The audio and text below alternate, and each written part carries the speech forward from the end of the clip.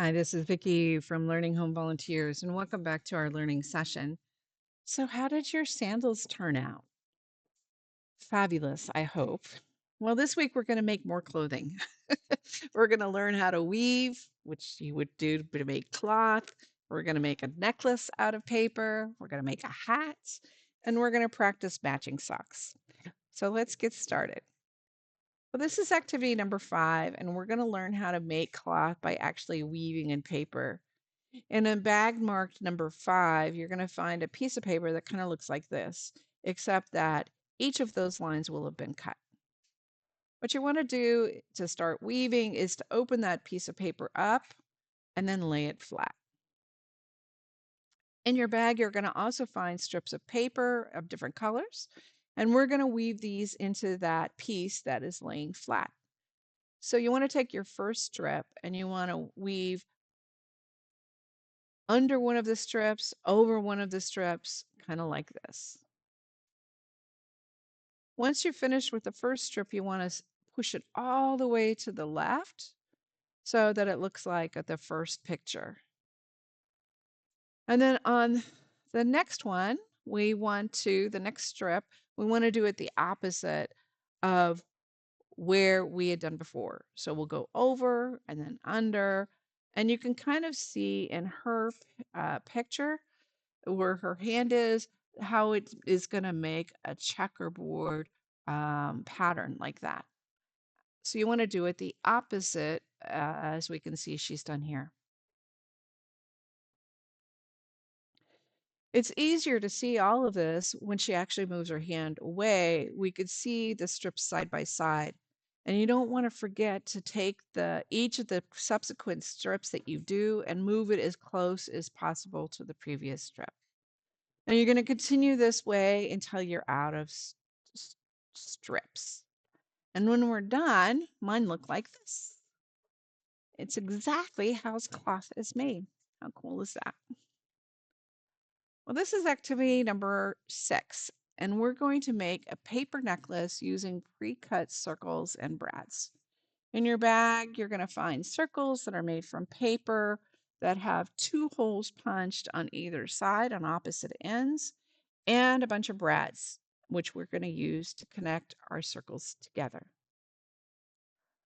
Okay, about the brads.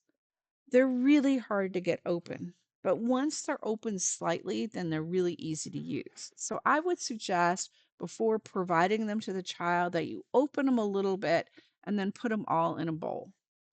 We want the brads to be on the back side of the necklace. So if there's a prettier side to your paper, you want to put it from the back and then fold both of the sides open like you see are being done in the picture. And you want to keep on adding circles until it's long enough. And by long enough, I mean being able to put it over their head. So you can see here, when you're done, you can hook it together with a rubber band if you want, but we made ours long enough to actually fit over the head, so we just secured one last brad to actually close the necklace itself. And here was our finished product. How cute is that, right? Stunning. Love it. Well, this is activity number 7, and we're actually going to make a hat. And we're going to do it by making it out of paper. So what you want to do, we provided 2 sheets of newsprint. Ours doesn't actually have printing on it. So I suggest that you decorate your 2 big pieces of paper. You could paint them, you could color on them, you could paste stuff on them, whatever you decide you want to do. Then put both of the pieces together and fold it into quarters and then cut a quarter circle out. Then you want to unfold it, keeping the 2 pieces of paper together, and put it on top of the child's head and then tape it around her head or his head using masking tape, and then fold the sides up. Stunning, of course. And you can see in the first one, we see obviously the piece of tape and then the 2 pieces of paper. And you can see they were clever about theirs. They put one decorated side on one side and one decorated side on the other.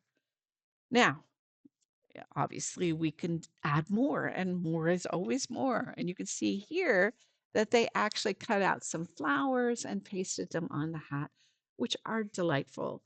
But you could add whatever you like. It could be feathers, it could be other things that you say, pom-poms, I don't know what your vibe is going to be.